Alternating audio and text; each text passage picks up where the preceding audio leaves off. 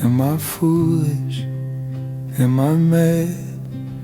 Trying to see what I had and what will I have if I leave the path I've been walking for decades. If I stop being myself I've been living. Am I blind? Am I wrong? Searching for what's gone and where will I go if I break the chains I've been wearing like armor? If I shed the skin I've outgrown, am I brave?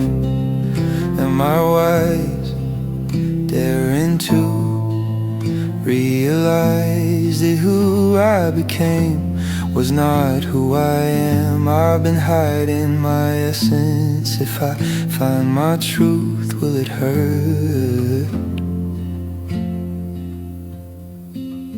Am I lost? Am I found? Standing on shaky ground. And when will I know if I made the leap I've been fearing for so long? If I trust my heart, not my head. Am I ready?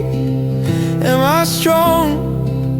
Learning to right the wrong. And how will I change if I face the fear I've been running from always? If I start to live, not exist. Am I me?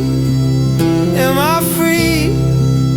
Finally starting to see that what I will have when I find my way is the person I should be if I just let go.